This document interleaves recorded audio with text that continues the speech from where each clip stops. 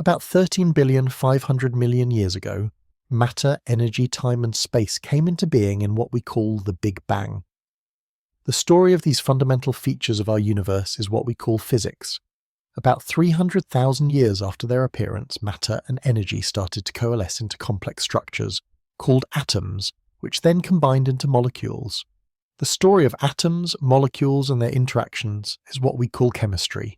Then about 3,800,000,000 years ago, on a planet called Earth, certain molecules combined to form particularly large and intricate structures called organisms. The story of organisms is biology, but then about 70,000 years ago, organisms belonging to the species Homo sapiens started to form even more elaborate structures called cultures. The subsequent development of these human cultures is what we call history. 3 important revolutions shaped the course of history. The cognitive revolution kicked things off about 70,000 years ago. The agricultural revolution sped it up about 12,000 years ago. The scientific revolution, which got underway only 500 years ago, may well end history and start something completely different. This is the story of how these 3 revolutions have affected humans and their fellow organisms. There were humans long before there was history. Animals much like modern humans first appeared about 2,500,000 years ago, but for countless generations they did not stand out from the myriad other organisms with which they shared their habitats. On a hike in East Africa 2 million years ago, you might well have encountered a familiar cast of human characters. Anxious mothers cuddling their babies and clutches of carefree children playing in the mud. Temperamental youths chafing against the dictates of society and weary elders who just wanted to be left in peace. Self-important machos trying to impress the local beauty and shrewd old matriarchs who had already seen it all. These archaic humans loved, played, formed close friendships, and competed for status and power. But so did chimpanzees, baboons, and elephants. There was nothing special about them. Nobody, least of all the humans themselves, had any inkling that their descendants would one day walk on the moon, split the atom, fathom the genetic code, and write history books. The most important thing to know about prehistoric humans is that they were insignificant animals with no more impact on their environment than gorillas, fireflies, or jellyfish. Biologists classify organisms into species. Animals are said to belong to the same species if they tend to mate with each other, giving birth to fertile offspring. Species that evolved from a common ancestor are bunched together under the heading genus. Lions, tigers, leopards, and jaguars are different species within the genus Panthera. Biologists label organisms with a 2-part Latin name, genus followed by species. For example, lions are Panthera leo. Everyone reading this is a Homo sapiens, the species sapiens, wise, of the genus Homo man.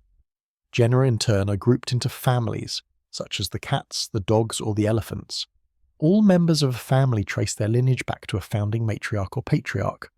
All cats, for example, from the smallest house kitten to the most ferocious lion, share a common feline ancestor who lived about 25 million years ago.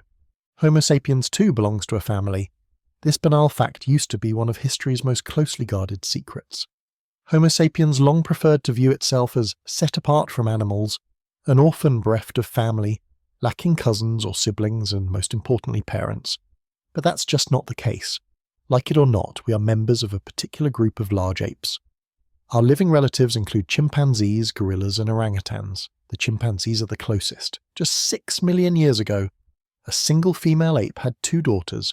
One became the ancestor of all chimpanzees, the other is our own grandmother. But there is an even more startling secret. Not only do we have an abundance of uncivilized cousins, once upon a time we had quite a few brothers and sisters as well. We are used to thinking of ourselves as the only humans, because for the last 10,000 years, our species has indeed been the only human species around. Yet the real meaning of the word human is an animal belonging to the genus Homo, and there used to be many other species of this genus, besides Homo sapiens. Humans first evolved in East Africa about 2,500,000 years ago from an earlier genus of apes called Australopithecus, which means southern ape. About 2 million years ago, some of these archaic men and women left their homeland to journey through and settle vast areas of North Africa, Europe, and Asia. Since survival in the snowy forests of northern Europe required different traits than those needed to stay alive in Indonesia's steaming jungles, human populations evolved in different directions. The result was several distinct species, to each of which scientists have assigned a pompous Latin name. In Europe and Western Asia evolved Homo neanderthalensis, man from the Neander Valley, popularly referred to simply as Neanderthals. Neanderthals, bulkier and more muscular than us sapiens, were well adapted to the cold climate of Ice Age Western Eurasia. The more eastern regions of Asia were populated by Homo erectus, upright man, who survived there for close to 2 million years, making it the most durable human species ever. On the island of Java, in Indonesia, lived Homo soloensis, man from the Solo Valley, who was suited to life in the tropics. On another Indonesian island, the small island of Flores, archaic humans underwent a process of dwarfing. Humans first reached Flores when the sea level was exceptionally low. When the waters rose again, some people were trapped on the island, which was poor in resources. Big people who need a lot of food died first, smaller fellows survived much better. Over generations, the people of Flores became dwarfs. This unique species, known by scientists as Homo floresiensis, reached a maximum height of only 1 meter and weighed no more than 25 kilograms. They were nevertheless able to produce stone tools and occasionally even managed to hunt down some of the island's elephants, though the elephants were a dwarf species as well. In 2010, another lost sibling was rescued from oblivion when scientists excavating the Denisova cave in Siberia discovered a fossilized finger bone. Genetic analysis proved that the finger belonged to a previously unknown human species, which was named Homo denisova. Who knows how many other lost relatives are waiting to be discovered in other caves on other islands and in other climes? While these humans were evolving in Europe and Asia, evolution in East Africa did not stop. The cradle of humanity continued to nurture numerous new species, such as Homo rudolfensis, the man from Lake Rudolph, Homo ergaster, working man, and eventually our own species, which we've immodestly named Homo sapiens, wise man. The members of some of these species were giant and others were dwarfs. Some were fearsome hunters and others meek plant gatherers. Some lived only on a single island, while many roamed over continents, but all of them belonged to the genus Homo. They were all human beings. It is a common fallacy to envision these species as arranged in a straight line of descent, with Ergaster begetting Erectus, Erectus begetting the Neanderthals, and the Neanderthals evolving into us. This linear model gives the mistaken impression that at any particular moment only one type of human inhabited the Earth, and that all earlier species were merely older models of ourselves. The truth is that from about 2 million years ago until roughly 10,000 years ago, the world was home, at one and the same time, to several human species. And why not? Today there are many species of bears. Brown bears, black bears, grizzly bears, polar bears. The Earth of 100,000 years ago was walked by at least 6 different species of man. It's our current exclusivity, not that multi-species past, that is peculiar and perhaps incriminating. Despite their many differences, all human species shared several defining characteristics. Most notably, humans have extraordinarily large brains compared to other animals. Mammals weighing 60 kilograms have an average brain size of 200 cubic centimeters. The earliest men and women, 2,500,000 years ago, had brains of about 600 cubic centimeters. Modern sapiens sport a brain averaging 1,200 to 1,400 cubic centimeters. Neanderthal brains were even larger. That evolution should select for larger brains may seem to us like, well, a no-brainer. We are so enamored of our high intelligence that we assume that when it comes to cerebral power, more must be better. But if that were the case, the feline family would also have produced cats who could do calculus, and elephants would by now have their own space programs. Why are giant brains so rare in the animal kingdom? The fact is that a jumbo brain is a jumbo drain on the body. It's not easy to carry around, especially when encased inside a massive skull. It's even harder to fuel. In Homo sapiens, the brain accounts for about 2 or 3% of total body weight, but it consumes 25% of the body's energy when the body is at rest. By comparison, the brains of other apes require only 8% of rest time energy. Archaic humans paid for their large brains in 2 ways. Firstly, they spent more time looking for food. Secondly, their muscles atrophied. Like a government diverting money from defense to education, humans diverted energy from biceps to neurons. It's hardly a foregone conclusion that this is a good strategy for survival on the savannah. A chimpanzee can't win an argument with a Homo sapiens, but he can rip the man apart like a rag doll. Another unique human trait is that we walk upright on two legs. Standing up, it's easier to scan the savannah for game or enemies, and arms that are unnecessary for locomotion are freed for other purposes, like throwing stones or signalling.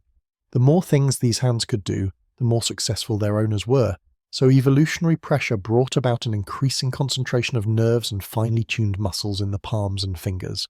As a result, humans can perform very intricate tasks with their hands. In particular, they can produce and use sophisticated tools. The first evidence for tool production dates from about 2,500,000 years ago, and tool manufacture and use are the criteria by which archaeologists recognize archaic humans. Yet walking upright has its downside. The skeleton of our primate ancestors developed for millions of years to support a creature that walked on all fours and had a relatively small head. Adapting to an erect position was quite a challenge, especially when the scaffolding had to support an extra-large cranium. Humanity paid for its lofty vision and industrious hands with backaches and stiff necks. Women paid extra. An upright gait required narrower hips, constricting the birth canal, and this just when babies' brains were getting bigger. Death in childbirth became a major hazard for human females. Women who gave birth earlier, when the infant's brain and head were still relatively small and supple, fared better and lived to have more children.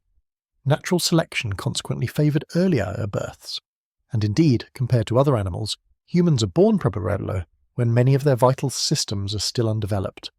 A colt can trot shortly after birth. A kitten leaves its mother to forage on its own when it is just a few weeks old. Human babies are helpless, dependent for many years on their elders for sustenance, protection and education. This fact has contributed enormously both to humankind's extraordinary social abilities and to its unique social problems. Lone mothers could hardly forage enough food for their offspring and themselves, with needy children in tow. Raising children required constant help from other family members and neighbours. It takes a tribe to raise a human. Evolution thus favoured those capable of forming strong social ties.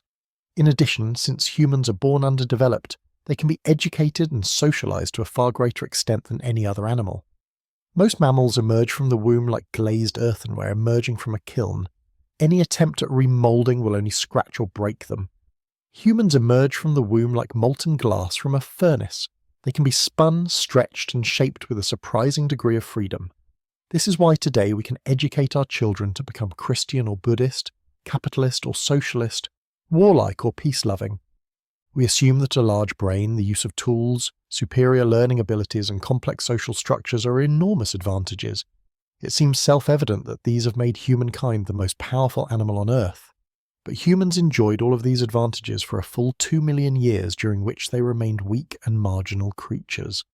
Thus, humans who lived 1 million years ago, despite their big brains and sharp stone tools, lived in constant fear of predators, rarely hunted large game and subsided mainly by gathering plants, scooping up insects, stalking small animals, and eating the carrion left behind by other, more powerful carnivores. One of the most common uses of early stone tools was to crack open bones in order to get to the marrow. Some researchers believe this was our original niche. Just as woodpeckers specialize in extracting insects from the trunks of trees, the first humans specialized in extracting marrow from bones. Why marrow? Well, suppose you observe a pride of lions take down and devour a giraffe. You wait patiently until they're finished. But it's still not your turn, because then the hyenas and jackals, and you don't want to mess with them, scavenge what's left.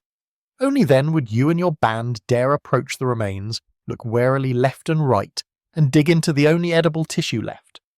This is a key to understanding our history and psychology. Genus Homo's position in the food chain was, until quite recently, solidly in the middle. For millions of years, humans hunted smaller creatures and gathered what they could, all the while being hunted by larger predators.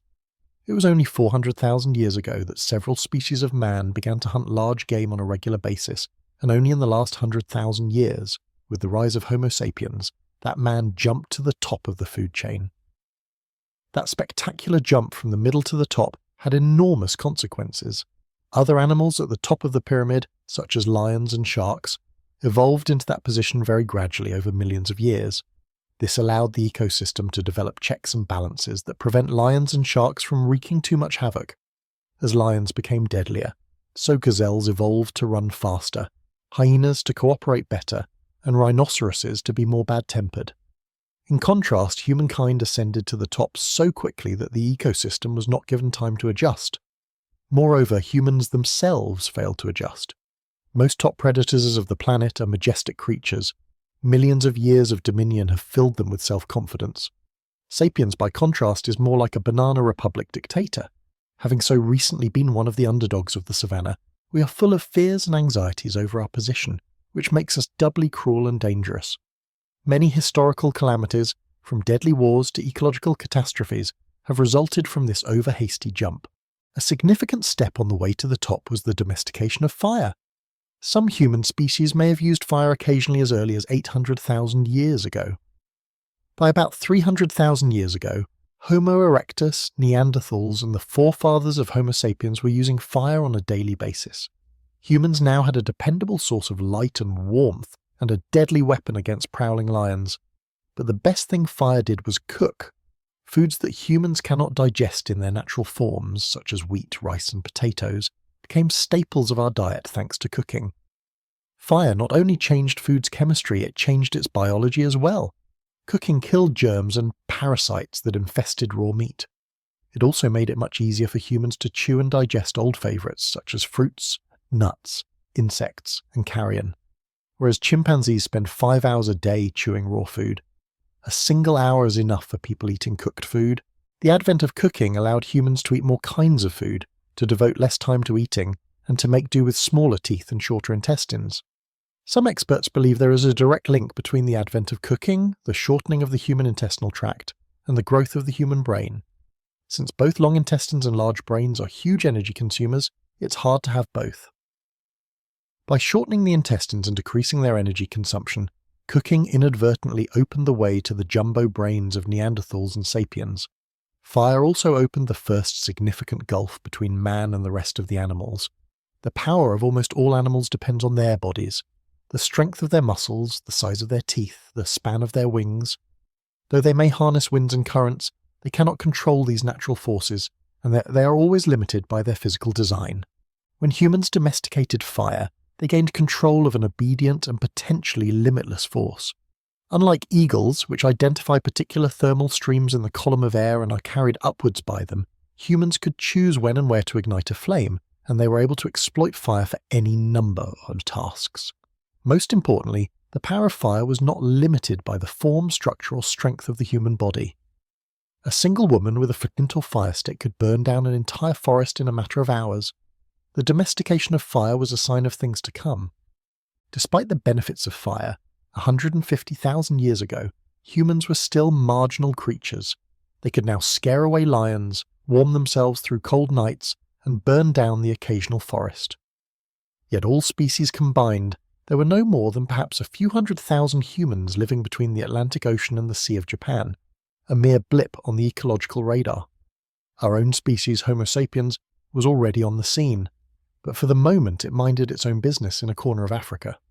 We don't know exactly where and when animals that can be classified as Homo sapiens first evolved from some earlier type of humans, but most scientists agree that by 150,000 years ago, East Africa was populated by sapiens who looked just like us. If one of them turned up in a modern morgue, the pathologist would notice nothing peculiar. Thanks to the blessing of fire, they had smaller teeth and jaws than their ancestors, and their brains were as large as ours. Scientists also agree that about 70,000 years ago, sapiens from East Africa spread into the Arabian Peninsula, and from there they quickly overran the entire Eurasian landmass. When Homo sapiens landed in Arabia, most of Eurasia was already settled by other humans. What happened to them? There are two conflicting theories. The interbreeding theory tells a story of attraction, sex, and mixing. It claims that as the African immigrants spread around the world, they bred with other human populations, and people today are the outcome of this interbreeding. For example, when sapiens reached the Middle East and Europe, they encountered the Neanderthals. These humans were more muscular than sapiens, had larger brains, and were better adapted to cold climates. They used tools and fire, were good hunters, and apparently looked after their sick and infirm.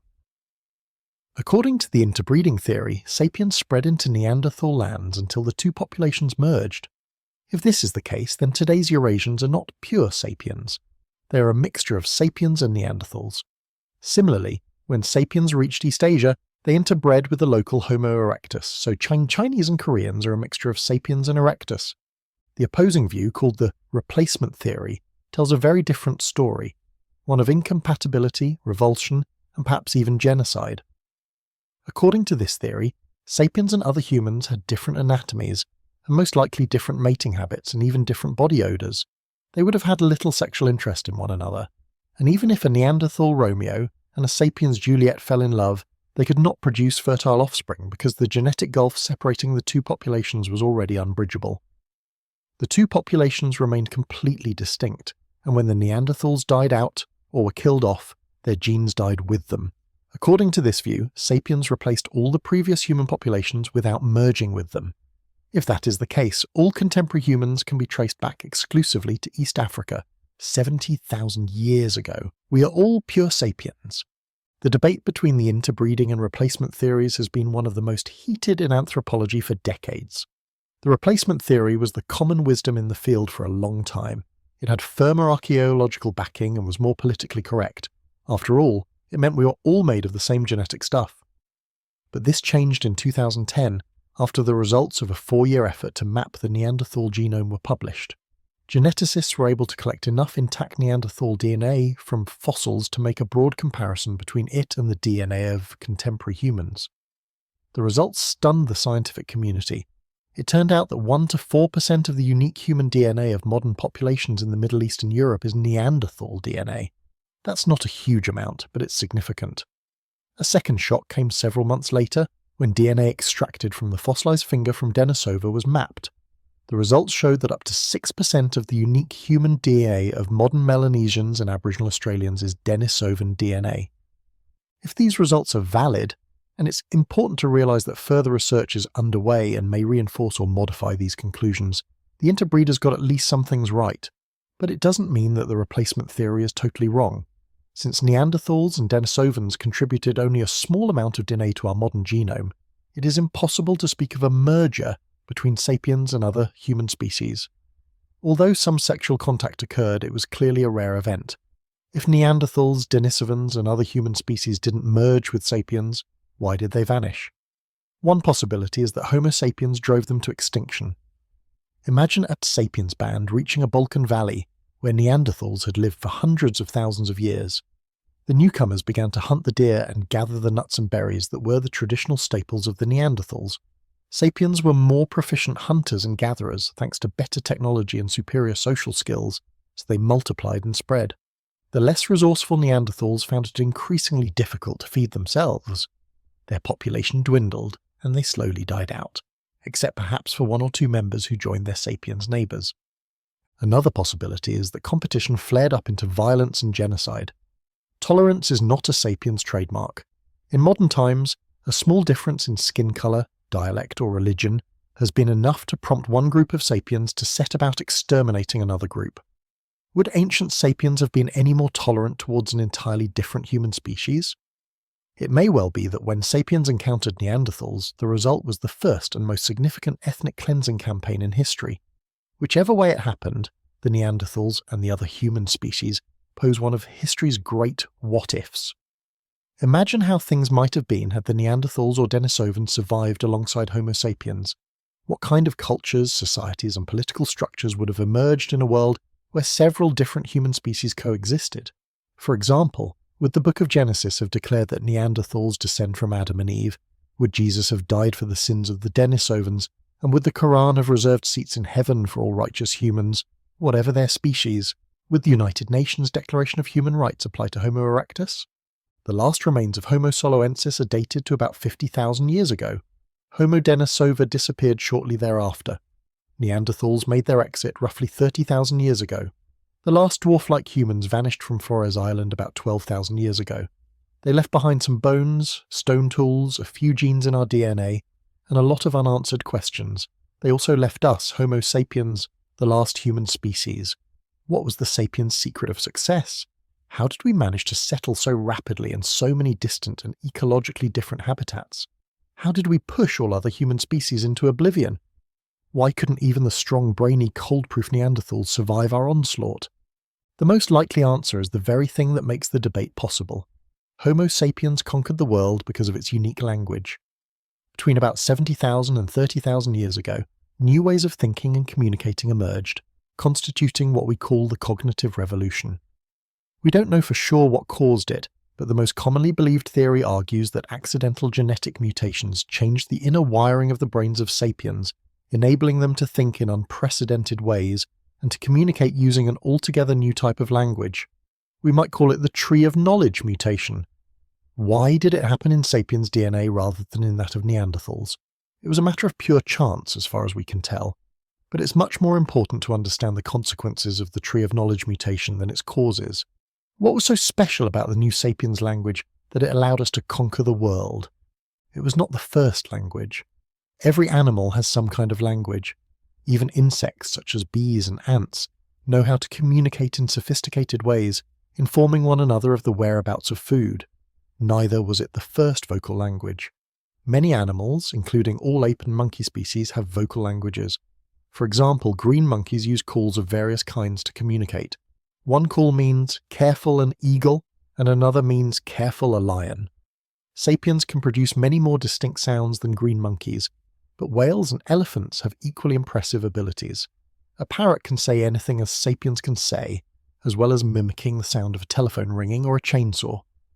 Whatever advantage sapiens had, it was not the ability to produce sounds. The most common answer is that our language is amazingly supple. We can connect a limited number of sounds and signs to produce an infinite number of sentences, each with a distinct meaning.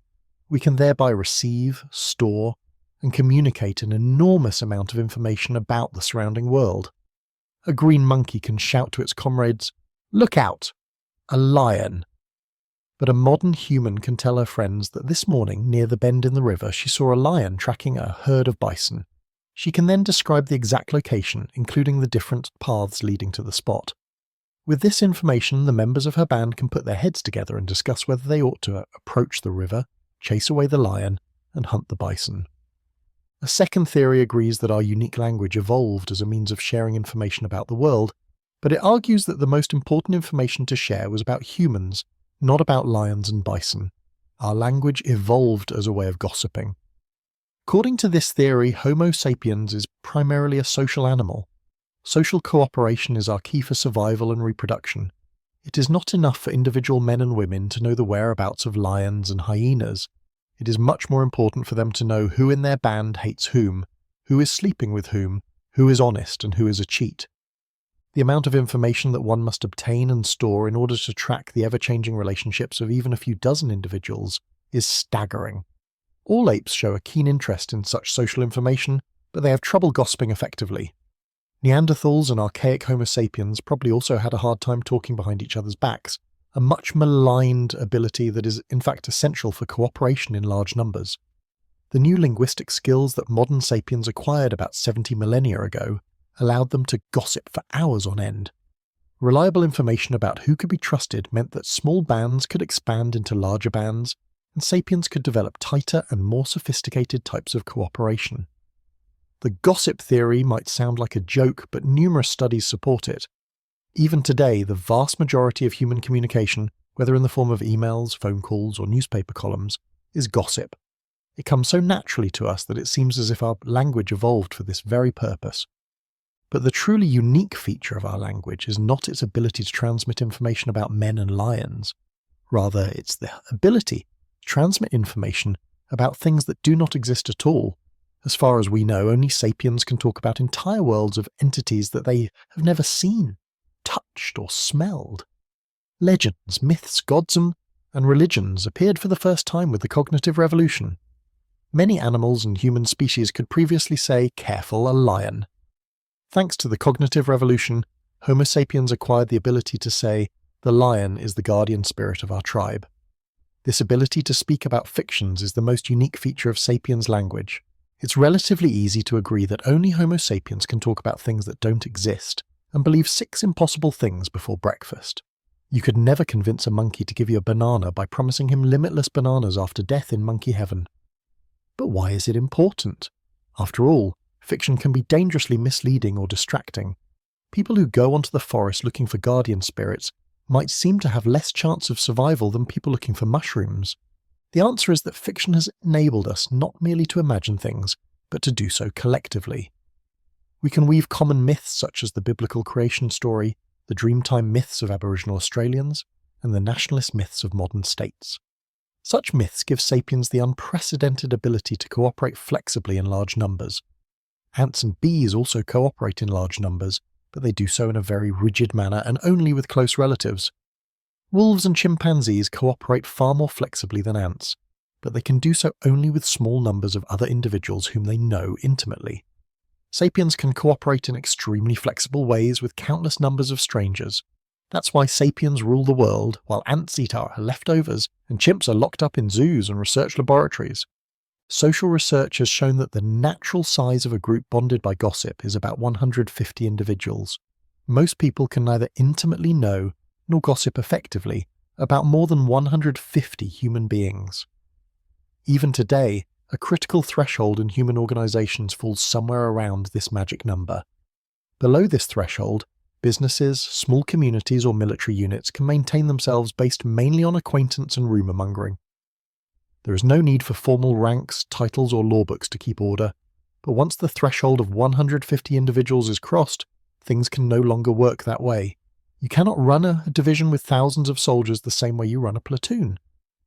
How did Homo sapiens manage to cross this critical threshold, eventually founding cities comprising tens of thousands of people and empires ruling hundreds of millions? The secret was probably the appearance of fiction. Large numbers of strangers can cooperate successfully by believing in common myths. Any large-scale human cooperation, whether a modern state, a medieval church, an ancient city, or an archaic tribe, is rooted in common myths that exist only in people's collective imagination. Two lawyers who have never met can nevertheless combine efforts to defend a total stranger because they both believe in the existence of laws, justice, human rights, and the money paid out in fees. Yet none of these things exists outside the stories that people invent and tell one another. There are no gods in the universe, no nations, no money, no human rights, no laws, and no justice outside the common imagination of human beings. We easily understand that primitives embody their social order by believing in ghosts and spirits, and gathering each full moon to dance together around the campfire. What we fail to appreciate is that our modern institutions function on exactly the same basis. Take, for example, the world of business corporations. Modern business people and lawyers are, in fact, powerful sorcerers. The principal difference between them and tribal shamans is that modern lawyers tell far stranger tales. The legend of Peugeot, the famous French car maker, provides a great example. Peugeot is a company, but in what sense does it exist? There are many Peugeot vehicles, but these are obviously not the company. Even if all the Peugeots in the world were simultaneously junked, Peugeot the company would not disappear. It would continue to manufacture new cars and issue its annual report. The company owns factories, machinery and showrooms, and employs mechanics, accountants and managers, but all of these together do not comprise the company. A disaster might kill every single one of Peugeot's employees and destroy all of its assembly lines and executive offices. Even then, the company could hire new employees, build new factories, and buy new machinery. Peugeot has managers and stockholders, but they do not constitute the company either. All the managers could be fired and all its shares sold, but the company itself would remain intact. It doesn't seem that Peugeot is indestructible. But how can we say it exists? It exists as a legal fiction. It is what lawyers call a limited liability company. The idea behind such companies is among humankind's most ingenious inventions. Homo sapiens lived for untold millennia without them. During most of recorded history, if you wanted to start a business, you were personally liable for everything. If you started a wagon repair shop and the business failed, you had to sell your house, your furniture, and even your clothes to pay your debts. You were responsible without limit. In the year 1896, Armand Peugeot, who wanted to expand his family's metalworking business into the car industry, set up a separate legal entity. He named it Peugeot after himself, but the company was not him. If a car broke down, the buyer could sue the company, but not Armand Peugeot. If the company borrowed millions of francs and then went bust, Armand Peugeot did not owe the creditors a single cent. He had created a legal myth. To create this company, Armand Peugeot followed a set of rituals, just as a priest creates a god or a shaman summons a spirit. He hired a lawyer who went through all the sacred procedures, writing down all the right words on a piece of fancy paper adding ornate signatures and stamps, and eventually filed the paperwork in the government office. And just like that, millions of French citizens began to behave as if the Peugeot company was a real entity. Ever since the cognitive revolution, Sapiens has thus been living in a dual reality. On the one hand, the objective reality of rivers, trees and lions, and on the other hand, the imagined reality of gods, nations and corporations. As time went by, the imagined reality became ever more powerful, so that today the very survival of rivers, trees and lions depends on the grace of imagined entities such as the United States or Google. This ability to create an imagined reality out of words enabled large numbers of strangers to cooperate effectively. But it did something more. Since large-scale human cooperation is based on myths, the way people cooperate can be altered by changing the myths, by telling different stories. Under the right circumstances, myths can change rapidly. In 1789, the French population switched almost overnight from believing in the myth of the divine right of kings to believing in the myth of the sovereignty of the people. Consequently, since the cognitive revolution, Homo sapiens has been able to revise its behaviour rapidly in accordance with changing needs. This opened a fast lane of cultural evolution, bypassing the traffic jams of genetic evolution. Speeding down this fast lane, Homo sapiens soon far outstripped all other human and animal species in its ability to cooperate. The behaviour of other social animals is determined to a large extent by their genes. DNA is not a rigid constitution. Animal behaviour is also influenced by environmental factors and individual quirks. Nevertheless, in a given environment, animals of the same species will tend to behave in a similar way. Significant changes in social behaviour cannot occur in general without genetic mutations. A lone chimpanzee cannot decide to start a revolution. If we want to understand why sapiens are so different from Neanderthals, we have to look at how we organised ourselves. While the Neanderthals probably lived in small, stable groups, sapiens could form massive, flexible networks. If a sapiens group was defeated by Neanderthals, they could go to a neighbouring tribe, tell a story about a common enemy or a shared god, and return with 1,000 reinforcements. The Neanderthals had no such stories and thus no such reinforcements. To understand our nature, history, and psychology, we must get inside the heads of our hunter-gatherer ancestors. For nearly the entire history of our species, Homo sapiens lived as foragers. Even today, our brains and minds are adapted to a life of hunting and gathering. Our eating habits, our conflicts, and our sexuality are all results of the way our hunter-gatherer minds interact with our current post-industrial environment. This environment provides us with more material resources than any previous generation, but it also makes us feel alienated, depressed, and pressured. To understand why, we need to look back at the world of the foragers, the world that shaped us. The typical foragers lived in small bands numbering a few dozen, or at most a few hundred individuals. All these individuals were humans. It is important to emphasize this because it was not at all obvious to an ancient forager that all humans were members of the same species. A forager from a band in the mountains of what is now Turkey might have viewed a forager from the plains as a different kind of animal altogether. However, within their own bands, foragers enjoyed a high degree of intimacy and social networking. Most foragers spent their lives wandering from place to place in search of food. Their movements were influenced by the changing seasons, the annual migrations of animals, and the growth cycles of plants. They usually travelled back and forth within a home territory, an area of perhaps a few dozen to a few hundred square kilometres. On rare occasions, bands wandered outside their home territory and explored new lands. These wanderings were the engine of human expansion across the globe. The foragers did not live only by hunting. Despite the popular image of the hunter man, gathering was the main source of calories. They gathered edible plants, seeds, fruits, nuts, insects, and occasionally scavenged meat left by other predators. Hunting was a prestigious activity, but it was often unsuccessful.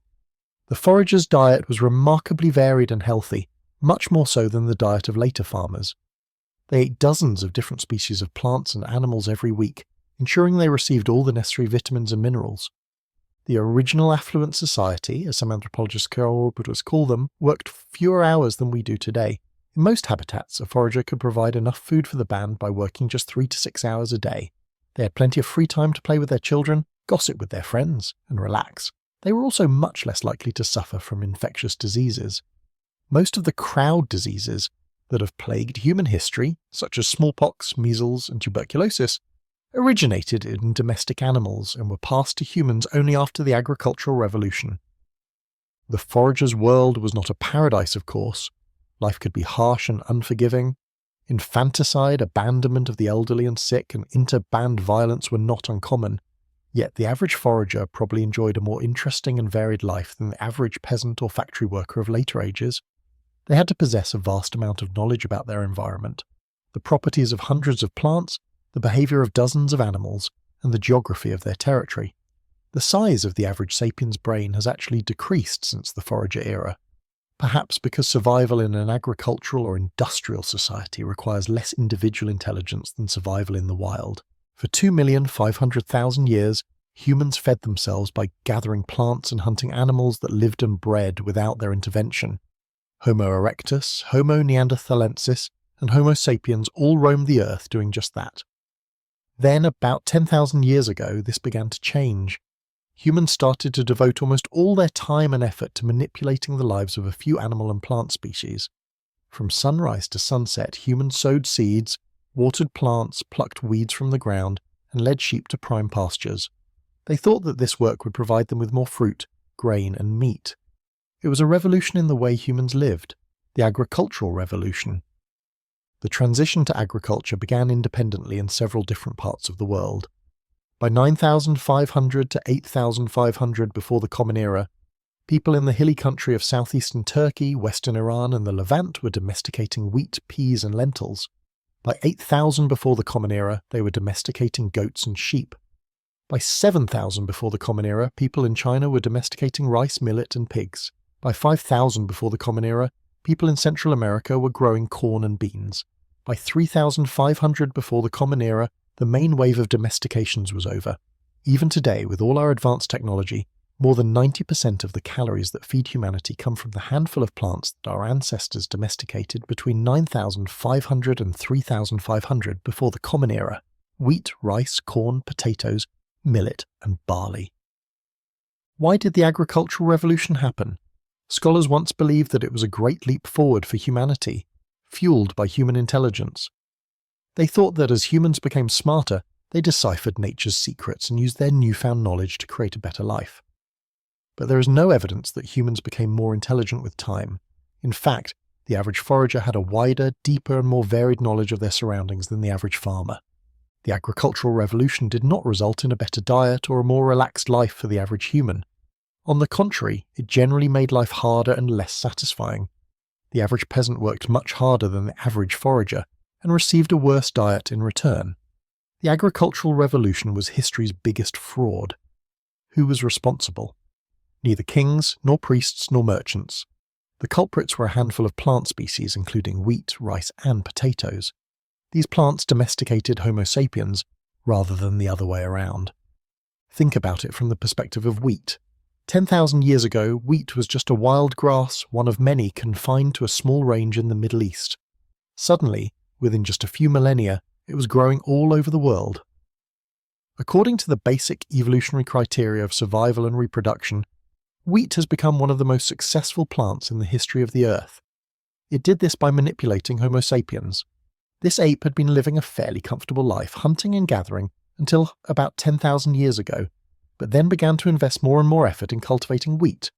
Wheat demanded a lot of work. It didn't like rocks and pebbles, so sapiens broke their backs clearing fields. It didn't like sharing its space with other plants, so humans spent long hours weeding under a scorching sun. It was thirsty, so humans lugged water from springs and rivers to irrigate it. It was even vulnerable to pests, so humans had to act as bodyguards, protecting it from rabbits and locusts. The human body had not evolved for such tasks. It was adapted to climbing apple trees and running after gazelles, not to clearing rocks and carrying water buckets. Our spines, knees, necks, and arches paid the price. Why didn't humans abandon this difficult lifestyle when they realized it was making them miserable? Part of the reason is that it happened very slowly, over many generations. By the time anyone realized what was happening, it was too late. Agriculture allowed the human population to grow so large that there was no going back. If a village of 100 people suddenly decided to return to foraging, they would find that there wasn't enough wild food in the surrounding area to support them. They were trapped by their own success. The pursuit of an easier life resulted in much hardship, and not for the last time. It happens to us today. How many young college graduates take demanding jobs in high-powered firms, vowing that they will work hard to earn money that will allow them to retire and pursue their real interests when they are 35? But by the time that they reach that age, they have large mortgages, children to school, houses in the suburbs that necessitate at least 2 cars per family, and a sense that life is not worth living without really good wine and expensive holidays abroad. What are they supposed to do, go back to digging roots? No, they double their efforts and keep on slaving. This is the essence of the luxury trap. History's few iron laws include the fact that luxuries tend to become necessities and to spawn new obligations. Once people get used to a certain luxury, they take it for granted. Then they begin to count on it. Finally, they reach a point where they can no longer live without it. In our own time, we can think of the example of electronic mail. In the old days of snail mail, people only wrote letters when they had something important to convey. They didn't expect an immediate reply, and most people only received a few letters a month. Today I receive dozens of emails every day, all from people who expect an immediate answer. We thought we were saving time. Instead, we dialed up the treadmill of life to 10 times its former speed and made our days more anxious and agitated. The same thing happened 10,000 years ago with the agricultural revolution. Foragers knew the secrets of agriculture long before they actually settled down. They knew that if you dropped a seed, a plant grew, but they didn't settle down because for most of them the forager life was simply better. However, a series of small, seemingly insignificant steps led them into a trap. Perhaps a slight change in the climate led to more wild wheat growing in a particular valley. The foragers stayed there a bit longer to harvest it. While there, they cleared a bit of brush to make the wheat grow better. Over generations, they became more and more dependent on that wheat. Their population grew because there was more food, but more people meant they needed even more wheat. Before they knew it, the bridge back to the forager life had been burned. This trap wasn't just about plants, and it was about animals too. The domestication of sheep, goats, pigs and cows followed a similar path of unintended consequences. Initially, hunters might have followed a particular crag of wild goats, protecting them from wolves and killing only the older or weaker members. Gradually, they began to control the herd's movements more strictly, culling the most aggressive males and the most curious females first. Over many generations, the goats became more submissive and more domesticated. While this was an evolutionary success for the species, there are now billions of sheep and cows compared to the few remaining wild ancestors. It was a catastrophe for the individual animal. Domesticated animals are often treated with extreme cruelty, confined in cramped spaces, and slaughtered at a fraction of their natural lifespan. From a narrow evolutionary perspective, the agricultural revolution was a triumph. From the perspective of individual suffering, it was a disaster. The agricultural revolution is one of the most controversial events in history. Some partisans proclaim that it set humankind on the road to prosperity and progress. Others insist it led to perdition, claiming that it was the turning point where Sapiens cast off its intimate symbiosis with nature and sprinted towards greed and alienation. Whatever the case, there was no turning back. Agriculture made the future far more important than it had ever been before. Foragers generally lived from hand to mouth and found it difficult to preserve food or accumulate possessions. Farmers, however, always had to keep the future in mind. They had to save seeds for next year's planting and worry about next year's rains. This concern for the future was the root of large-scale political and social systems. Because farmers produced a surplus of food, it became possible for a small elite, kings, government officials, priests and artists, to live off the labour of the peasants. These elites built the great structures of history, the pyramids of Egypt, the palaces of Babylon, and the temples of Jerusalem. But these pyramids were not just made of stone, they were also built out of imagined orders.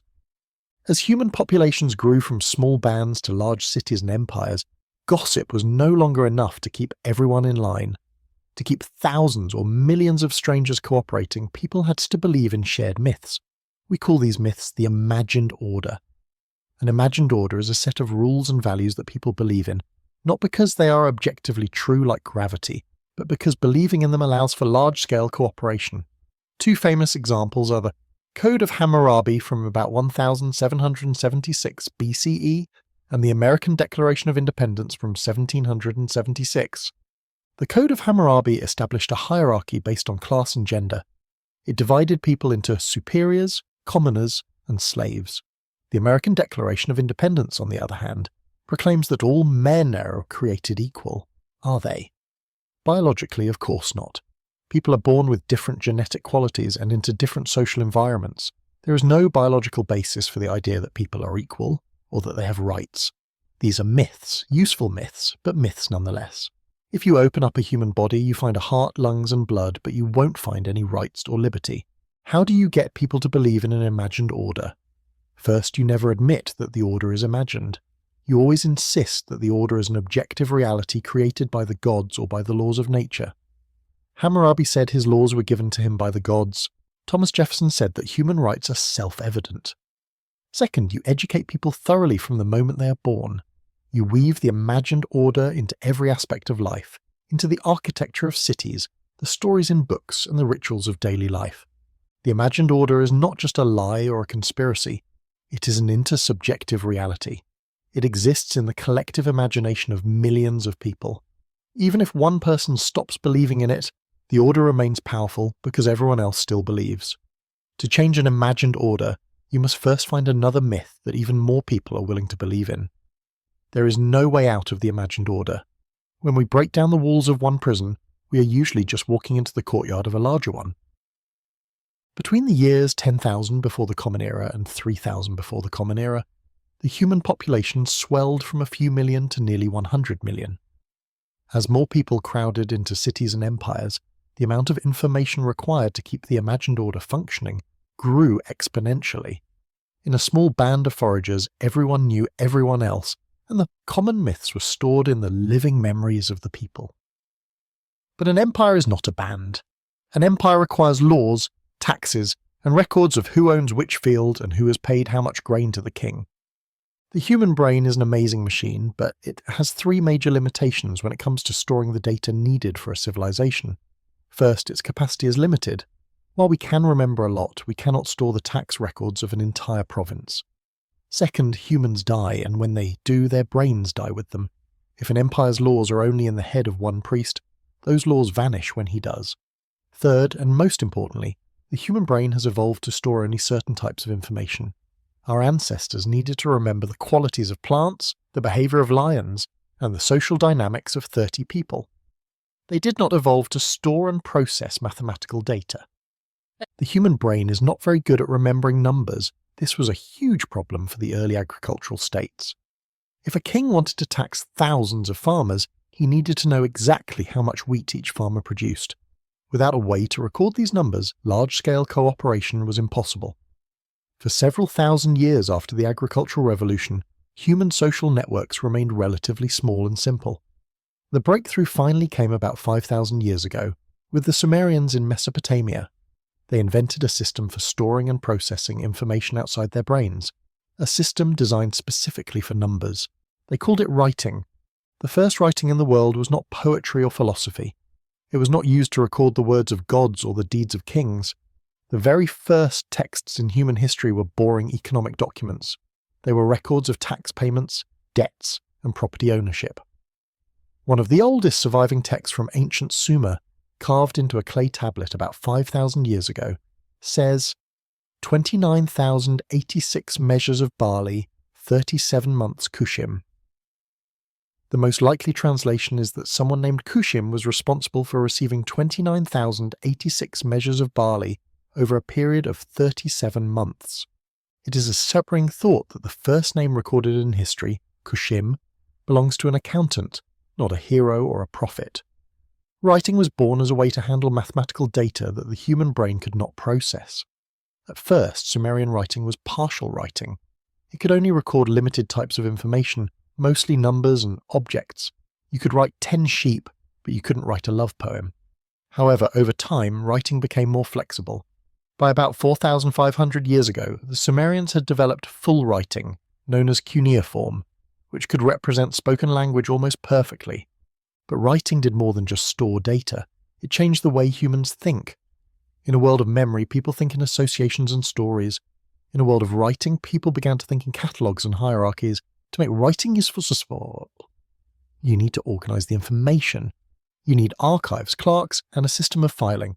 If you have 10,000 clay tablets and no way to find the one you need, the information is useless. This led to the birth of bureaucracy.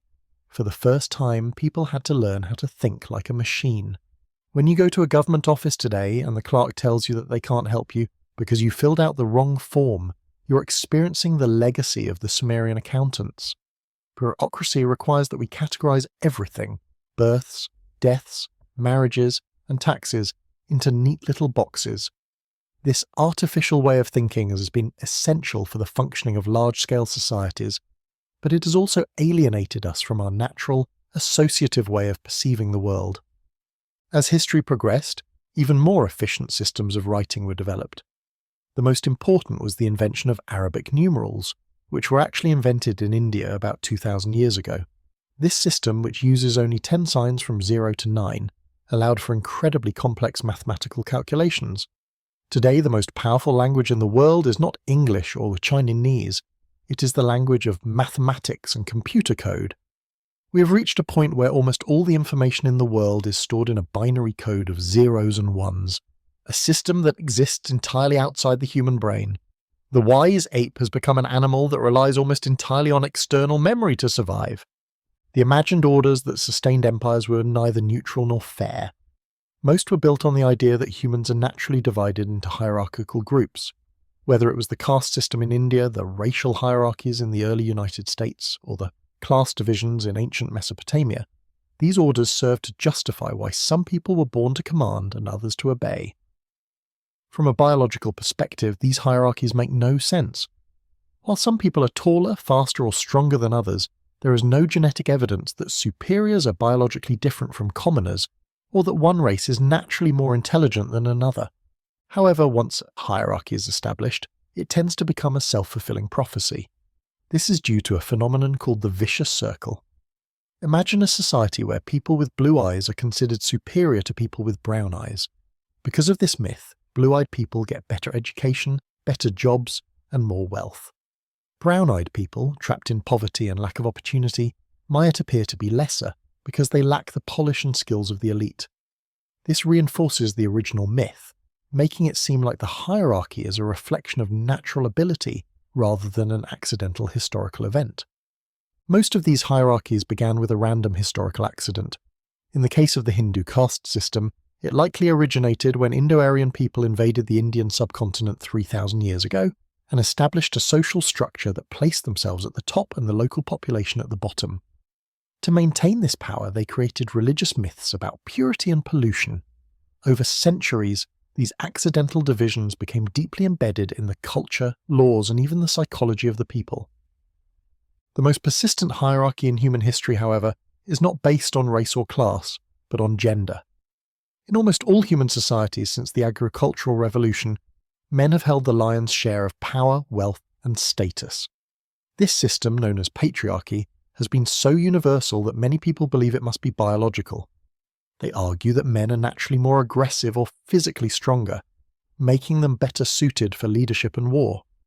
But if physical strength were the key to power, then elephants and gorillas would be running the world. In human history, power is usually gained through social networking and mental agility, fields where women have no biological disadvantage. The true reason for the near-universal dominance of men remains one of the great mysteries of history. For most of history, humans lived in thousands of separate worlds. If you were a forager in Australia 10,000 years ago, you had no idea that there were people in America or Europe. You lived in a mini-universe with its own language, its own gods, and its own myths. But over the last few millennia, these separate universes have collided and merged. Today, the entire globe is a single, interconnected unit. We all use the same money, the same science, and the same international laws. How did this happen? The unification of humankind was driven by three great universal orders that emerged in the first millennium before the Common Era. These orders allowed strangers to see one another as us rather than them. The first was the economic order, the order of money. The second was the political order, the order of empires. And the third was the religious order, the order of universal religions like Buddhism, Christianity, and Islam. Of these three, money has been the most successful. Money is the only trust system that can bridge almost any cultural gap. It does not discriminate on the basis of religion, race, or gender. Two people who would never dream of praying to the same god or living under the same king are perfectly happy to use the same coins. Money is based on two universal principles: universal convertibility and universal trust. You can turn anything into money, and you can turn money into anything. But money alone wasn't enough to unite the world. It needed the brute force of empires. For many modern people, empire is a dirty word associated with exploitation and oppression. While empires were certainly built on blood and conquest, they were also the primary engines of cultural fusion. Empires brought diverse people under a single legal system, a single administration, and a single language. The Roman Empire, for example, eventually turned its conquered subjects into Romans. People in Spain, Gaul, and North Africa began to speak Latin, think like Romans, and even identify as Romans. Even after the empires fell, the cultures they created remained. We are all, in many ways, the children of empires. The final layer of unification came through religion. Universal religions provided a common set of values and a shared vision of the world that transcended local tribes and nations. By the year 1, the world was already becoming a single stage, setting the scene for the globalized world we live in today. The foragers of old had no use for money. Every band was self-sufficient, and if they needed something they couldn't find, they simply bartered, a bunch of bananas for a stone knife. But as the agricultural revolution gave rise to cities and specialized professions, bartering became a logistical nightmare. Imagine you're a cobbler who needs a loaf of bread. You go to the baker, but the baker doesn't need shoes, he needs a haircut. You find a barber, but the barber needs a new tunic. This web of needs was too complex to manage. The solution was the invention of money, not necessarily coins, but a universal medium of exchange that allowed people to compare the value of different goods and services easily. Money is not a material reality, it is a psychological construct. It works by turning matter into mind. Anything can serve as money, from cowrie shells in Africa and cigarettes in prisoner of war camps to the digital bits in our modern bank accounts. Money is the most universal and most efficient system of mutual trust ever devised. It is the only thing that can bridge the gap between people who have absolutely nothing else in common. Even those who do not believe in the same God or obey the same king will happily believe in the same dollar bill. The rise of money was not without its critics. Philosophers, priests, and poets have often denounced money as the root of all evil. They feared that if everything had a price, then sacred values like honor, loyalty, and love would be corrupted. But money was also a great equalizer. It allowed people to cooperate with strangers across vast distances. By the time the first coins were minted in the Kingdom of Lydia, around 640 before the Common Era, money had already begun to unite the world into a single economic zone. This unification meant that an event in one part of the world, a crop failure or a gold discovery, could have repercussions thousands of miles away.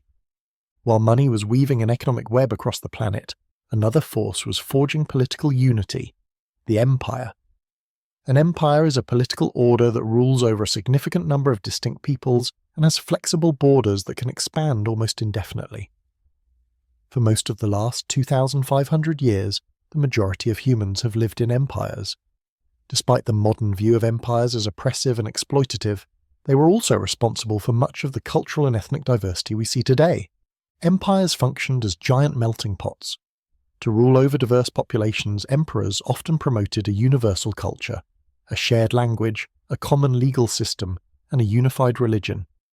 The Persian Empire, the Roman Empire, and the Han Dynasty in China all sought to turn their subjects into civilized people who looked and acted like the ruling elite. Over time, the distinction between the conquerors and the conquered began to fade. A person born in North Africa could eventually become a Roman citizen, a lawyer, or even an emperor. The legacy of these empires is still with us. Most of the languages we speak, the religions we practice, and the laws we follow were spread by imperial conquest. When the British Empire left India, they left behind a legal system, a railway network, and the English language. When the Spanish Empire collapsed in the Americas, they left behind a continent that spoke Spanish and practiced Catholicism. We often think of ourselves as belonging to distinct national cultures, but if we look closely, we find that almost all of our traditional customs were inherited from the empires that once ruled our ancestors. The unification of humankind was not a peaceful process, but it was an inexorable one. By the dawn of the modern era, the world was no longer a collection of isolated islands of humanity, but a single, interconnected stage. Today, religion is often seen as a source of division, but historically, it was the third great unifier of humankind, alongside money and empires. Before the rise of universal religions, people believed in local spirits and tribal gods who were only interested in the affairs of one specific valley or one specific people. If you lived in ancient Greece, your gods cared about your city-state. They had no interest in what was happening in India. But as empires grew and trade expanded, people needed a belief system that could provide a common set of values and a shared vision of the universe for everyone, regardless of their location or ancestry. Universal religions emerged to fill this gap. They are based on two essential traits. First, they believe in a single, supreme, and universal order that applies to all people at all times. Second, they are missionary, meaning they insist on spreading this truth to everyone on Earth. The first universal religions were not monotheistic. In fact, for most of history, people were polytheists. They believed that the world was controlled by many different gods, each with their own specialty: a god of war, a god of fertility, a god of rain. Polytheism was inherently more tolerant than monotheism because if you believe in many gods, it's easy to accept that your neighbour might have a god you haven't heard of yet. Monotheism, the belief in a single, all-powerful god, was a later development. It began with small groups who believed their local god was actually the one and only supreme power of the universe. This idea became revolutionary when it was adopted by empires. In the 4th century, the Roman Emperor Constantine adopted Christianity, transforming a small fringe sect into a global power. Suddenly, the truth had the backing of the Roman legions. Monotheism gave rulers a powerful tool for unification, but it also introduced a new kind of violence, the holy war. Because if there is only one truth, then anyone who believes something else is not just wrong, but an enemy of the divine. Over the centuries, monotheistic religions like Christianity and Islam managed to unite vast populations, but they did so at the cost of many bloody conflicts. For most of human history, people believed that all the important things to know about the world were already discovered. They looked to the past, to ancient scriptures and old traditions, for wisdom. If the great prophets or the famous philosophers of the past didn't mention something, it probably wasn't important. But about 500 years ago, a massive change occurred in the human mind. We call it the scientific revolution. It didn't start with a new discovery, but with the discovery of ignorance. Before the year 1500, maps of the world were filled with detail. Even if the map makers didn't know what was in the middle of Africa or across the Atlantic, they filled the space with imaginary monsters and kingdoms. They couldn't admit they didn't know, but after the voyage of Christopher Columbus in 1492, everything changed. When the Europeans realized they had found an entirely new world that was not mentioned in the Bible or by any ancient Greek scientist, they had to face a shocking truth. Their old books were incomplete. This was the birth of modern science. Science is based on the revolutionary idea that we do not know everything. It is a willingness to admit ignorance and to search for new knowledge through observation and experiment. This mindset allowed for a feedback loop between science, empire, and capitalism that eventually gave Europe the power to conquer the globe. When European explorers sailed to new lands, they didn't just bring soldiers, they brought scientists. They brought botanists to study the plants, astronomers to map the stars, and linguists to decipher the languages. This alliance between science and empire was fueled by the belief that knowledge is power. If you know more about the world, you can control it better. This era saw the invention of the telescope, the microscope, and the printing press. It also saw the rise of a new kind of economy: capitalism. Capitalists were willing to fund expensive scientific voyages because they believed that new discoveries would lead to new trade routes and new wealth. For the first time in history, humans stopped looking backward at a golden age in the past and started looking forward to a future of infinite progress. The scientific revolution was not just a revolution of knowledge, it was a revolution of resources. Before the modern era, most cultures believed that the total amount of wealth in the world was limited. If one person got a bigger piece of the pie, someone else had to get a smaller piece. This is what we call a zero-sum game. Because people believed wealth was stagnant, they saw no reason to invest in the future. Credit was rare, and the economy was frozen. But the scientific revolution changed this by introducing the idea of progress.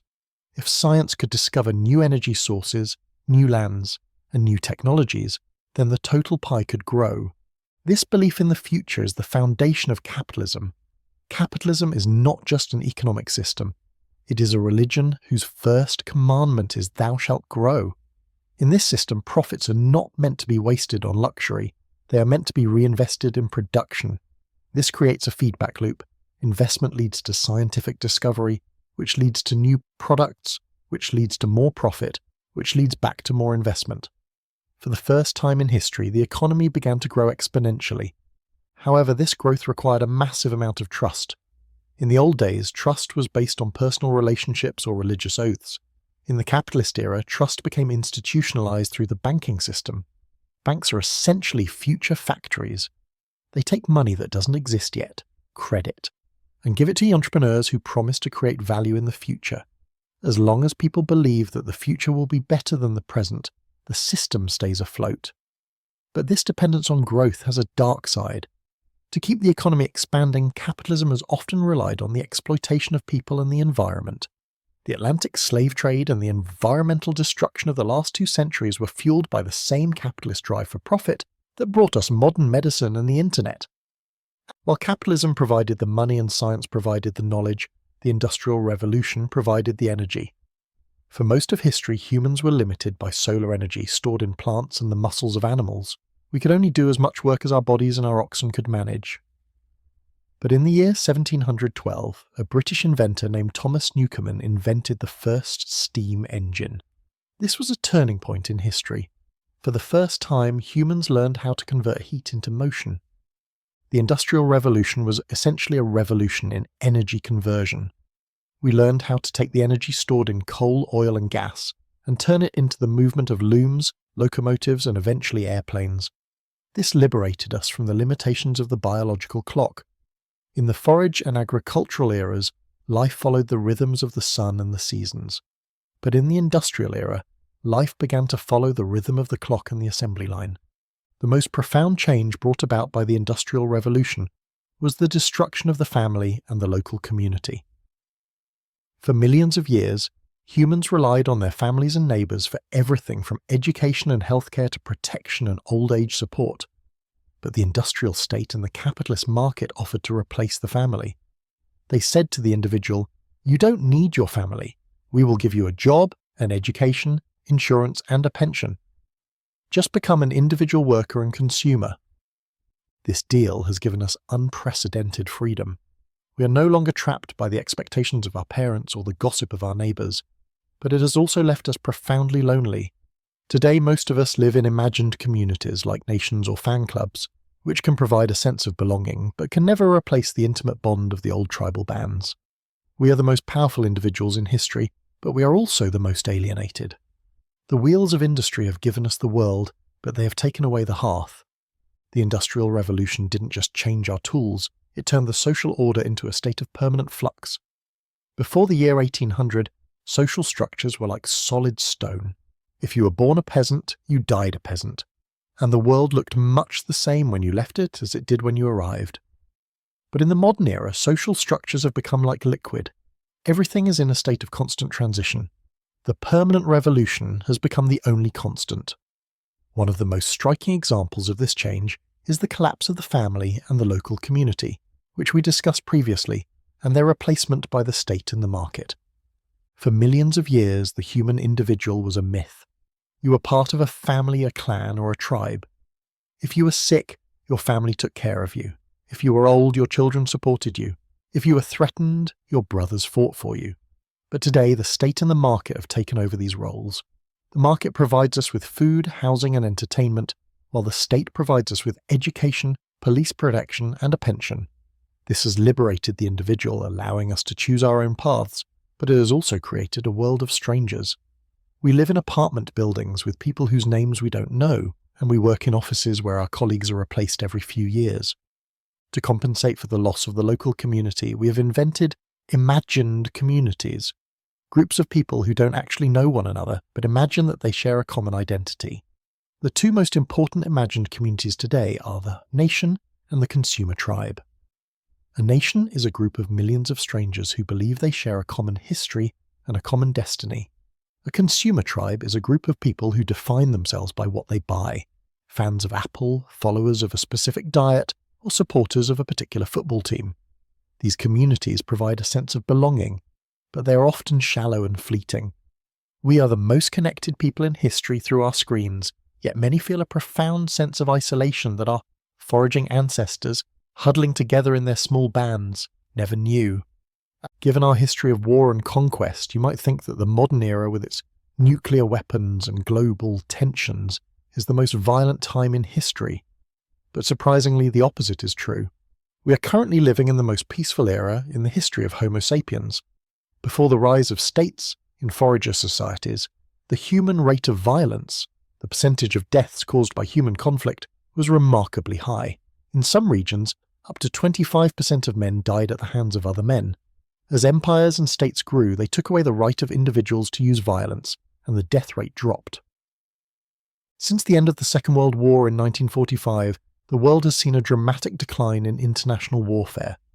Most people today are more likely to die from eating too much McDonald's than from being shot by a foreign soldier. Why has this happened? There are several reasons. First, the price of war has gone up. In the age of nuclear weapons, a war between superpowers is collective suicide. Second, the profits of war have gone down. In the old days, you could get rich by conquering a neighbouring country and seizing its wheat fields or gold mines. But today, wealth is based on human capital and technical knowledge.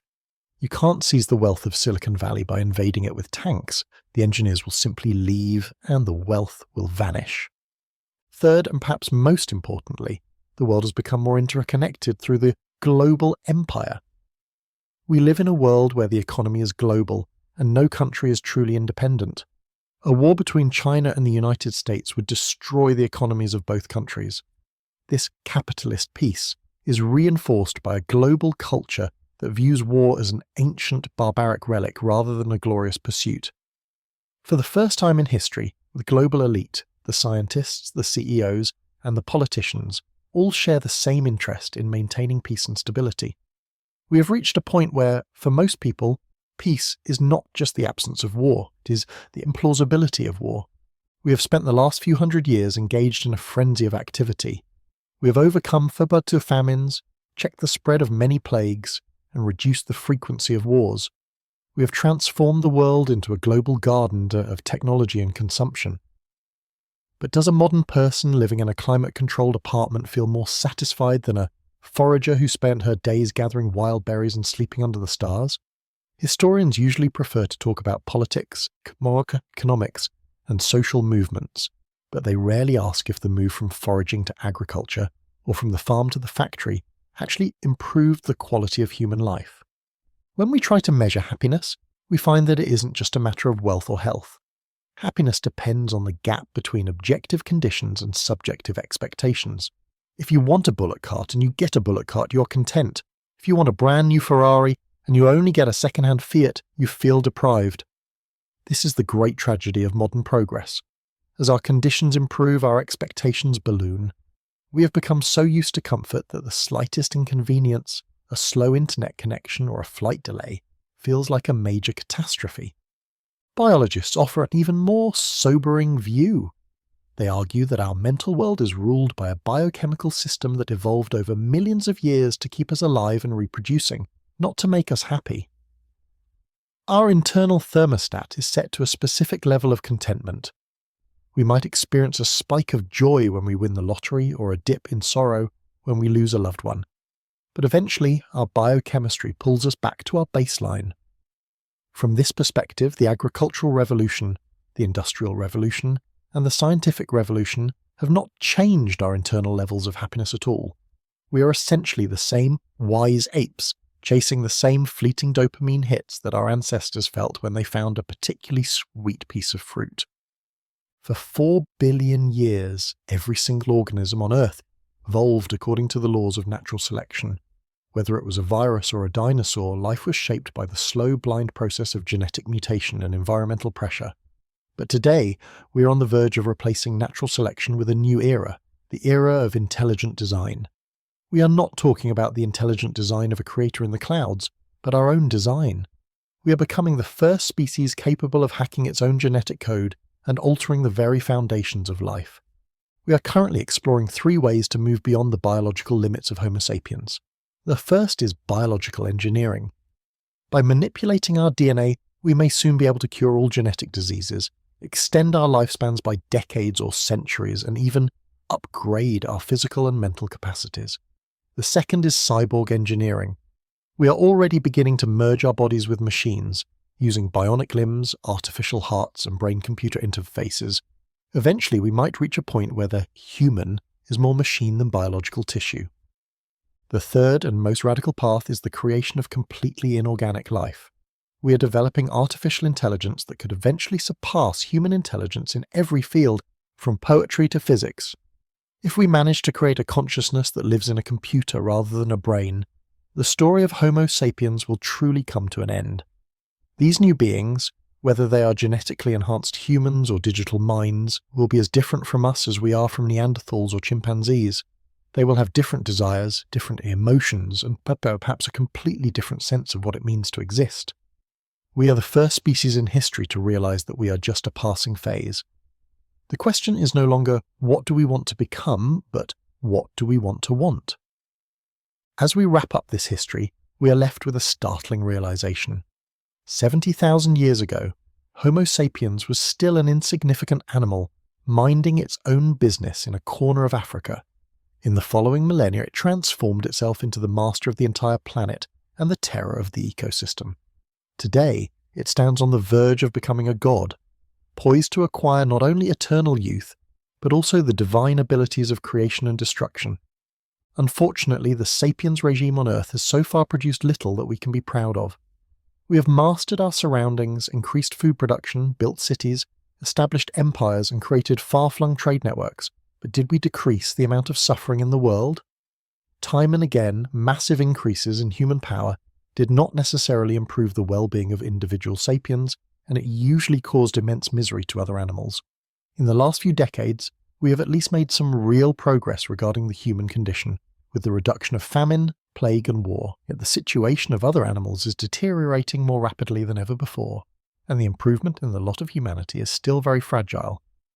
Moreover, despite the astonishing things that humans are now capable of doing, we remain unsure of our goals and we seem to be as discontented as ever.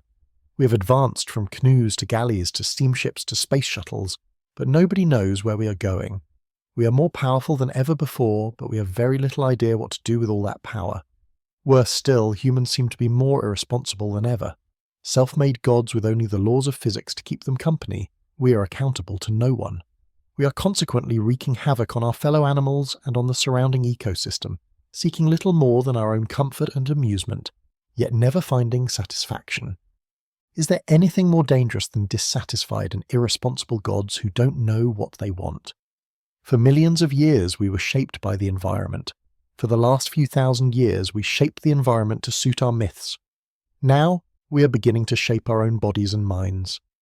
As we move into the era of biotechnology and artificial intelligence, the most important question facing humankind is not what is the meaning of life, but rather, what do we want to want? Those who are not spooked by this question probably haven't given it enough thought. We are the only animal that can reinvent itself. If we use our new, divine powers to simply chase more dopamine and more comfort, we may find ourselves in a world that is technically perfect but spiritually empty. The story of Homo sapiens is coming to an end, and a new story is beginning. Whether that story is a comedy, a tragedy, or a grand epic depends on the choices we make today. We started as an animal of no significance. Let us hope we do not end as a god of no purpose. And this concludes our journey through the history of our species. Thank you for listening to this exploration of where we came from, how we got here, and where we might be going next. My name is Rahit, and it has been a privilege to walk through the ages with you.